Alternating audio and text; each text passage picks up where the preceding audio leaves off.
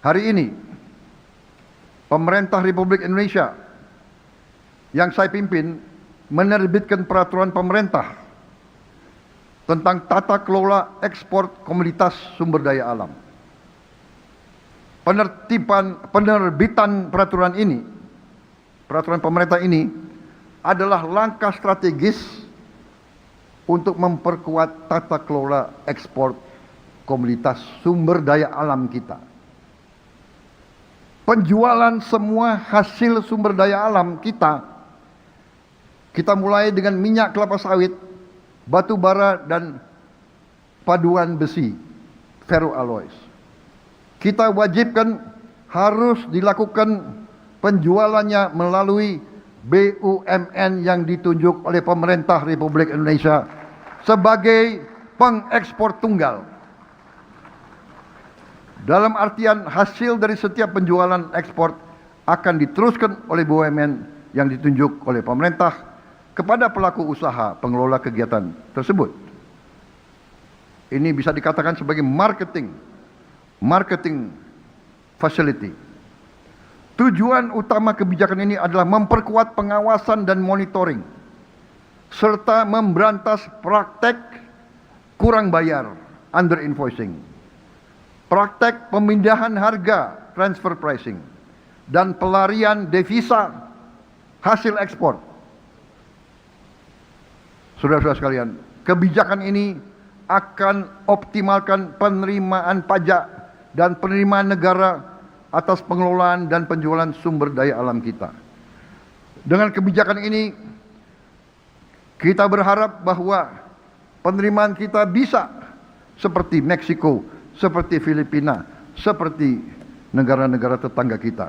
Kita tidak mau penerimaan kita paling rendah karena kita tidak berani mengelola milik kita sendiri, milik bangsa Indonesia sendiri. Saudara-saudara sekalian, sesungguhnya kita harus percaya bahwa semua sumber daya alam Indonesia adalah milik rakyat Indonesia, milik bangsa Indonesia. Karena itu negara berhak mengetahui secara rinci sumber daya alam kita yang dijual keluar Indonesia. Kita tidak mau dibohongi lagi. Kita mau tahu persis berapa kekayaan kita yang dijual.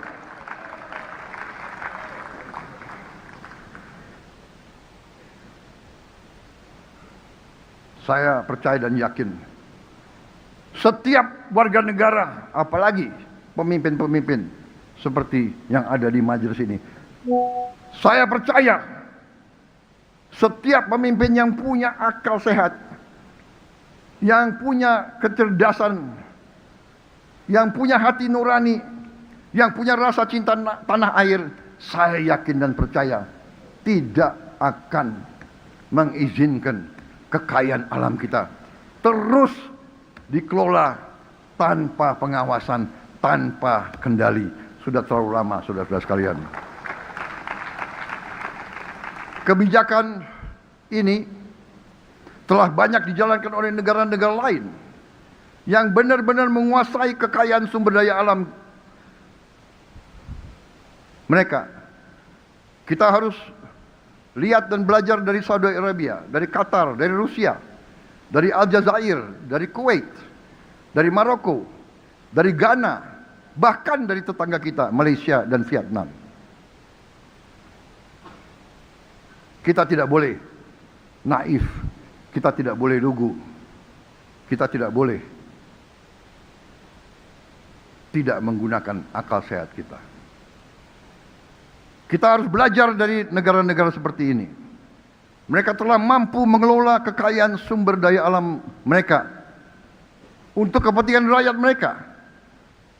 Mereka berhasil menyelenggarakan pendidikan yang terbaik, yang tidak kalah dengan pendidikan negara-negara industri maju.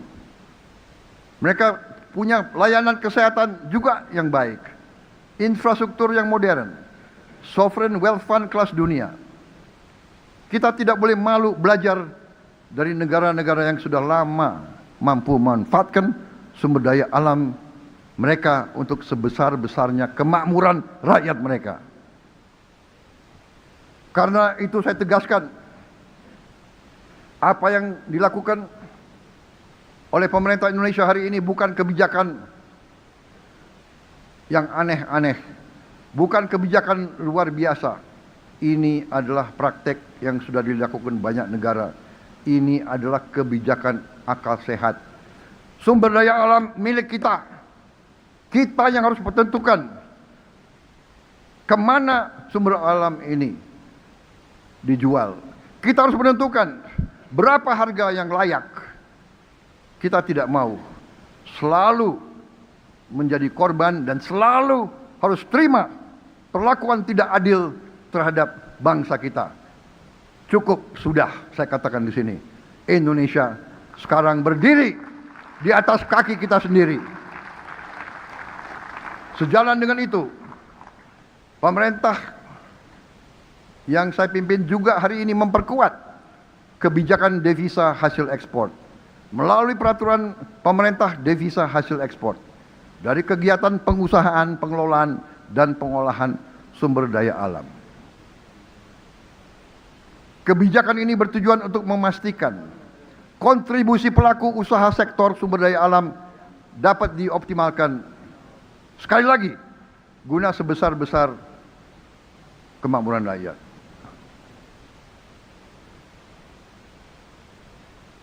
Sekali lagi, bumi, air, dan semua hasil sumber daya alam Indonesia adalah milik kita, milik rakyat dan bangsa Indonesia.